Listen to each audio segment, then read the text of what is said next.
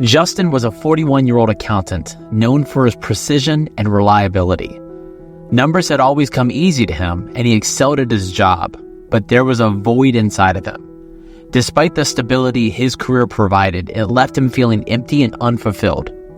His true passion lay in his woodworking. He poured countless hours into crafting intricate pieces, most notably his signature 3D wooden mountaintops, the one thing that made him feel truly significant in a world of balance sheets and profit margins. Justin's life, however, was far from perfect. His marriage to Stacy, his wife of 15 years, had grown strained.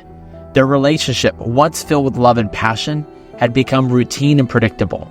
They were partners in managing the household, but the spark that once connected them had dimmed.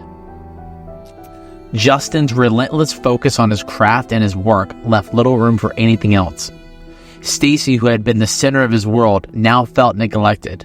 Her attempts to rekindle their bond met with indifference. Their children, Maddie, who was 13, and Michael, who was 11, were the light of Justin's life.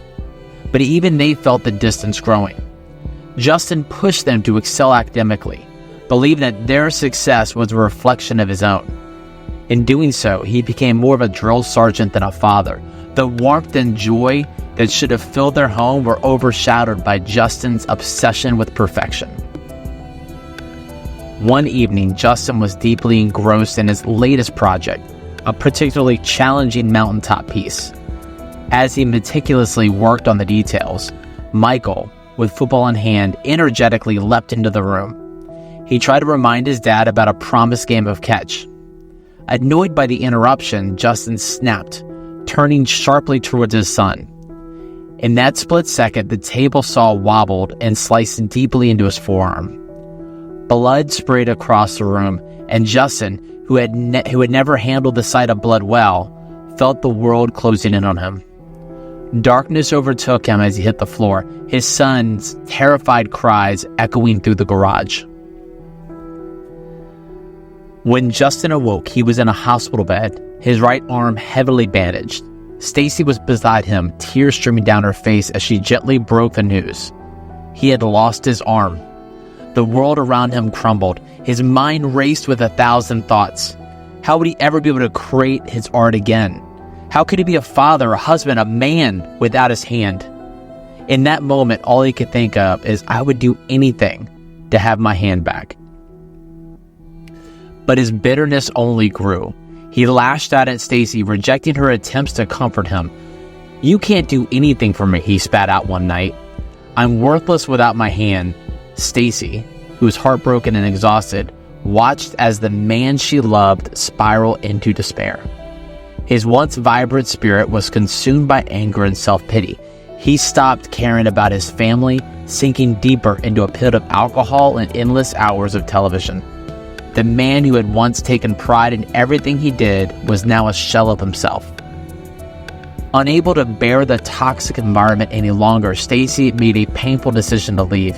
She took the children and walked out, hoping that the separation might force Justin to confront his demons. But instead of introspection, Justin reacted with anger. How could she take the kids away from me, he raged, blind to the fact that his own actions had driven them away. As the day passed, the reality of his situation began to sink in. He was all alone, abandoned by the very people he had taken for granted. In his darkest hour, Justin finally admitted to himself that he would do anything to have Stacy back. His life, once filled with pride of his craft, was now a wasteland of regret and sorrow. He missed his children, the simple joy of their laughter, the warmth of their hugs. I would do anything to have my kids back. He whispered to an empty room, tears streaming down his face. One night, overwhelmed by the weight of his despair, Justin decided to end his suffering. He took a bottle of sleeping pills, hoping to escape the pain that had become his constant companion. But instead of finding peace, he woke up once more in a hospital bed, surrounded by the now familiar sounds of beeping machines and sterile smells. His family was there. Their eyes were filled with a mixture of hope and fear. His right arm was still bandaged, but it was there. He stammered, confused, asking what happened. Stacy explained that after the accident, he had fallen into a coma for 3 days. She and the children had stayed by his side, praying for his recovery. The relief in her voice was palpable as she told him how they feared losing him for good. Justin attempted to explain to Stacy the 3-day lucid dream he had just experienced. She understood what he was saying, but there was no way to communicate just how real this dream felt, as well as his relief. As Justin processed the events, the doctor entered the room. He recognized Justin immediately and smiled warmly. "I'm a fan of your work," the doctor said. "I own one of your mountain pieces. It hangs in my office, and it reminds me every day that life is a journey full of challenges, but it's important to make sure you're climbing the right mountain." Those words hit Justin like a bolt of lightning. In his obsession with his craft and pursuit of his significance, he had lost sight of the true meaning of life. The mountains he had so meticulously carved were not just symbols of triumph, they were reminders of the importance of the journey itself and of the people who walked beside him on the path. Justin realized that accident, which had seemed like the worst moment of his life, was actually a gift. It had forced him to reevaluate his priorities, to see his true purpose was not in the perfection of the craft, but in the love and connection he shared with his family. His journey was no longer about proving his worth to the world, but about living a life filled with meaning, adventure, and love. Given a second chance, Justin vowed to live differently. He left his accounting job and dedicated himself to his woodworking full-time, but this time with a renewed sense of purpose. He and his family began traveling together, climbing real mountains, and cherishing every moment they shared. His art, once a source of pride, now became a symbol of the lesson he had learned, that life is not about the summit, but about the climb.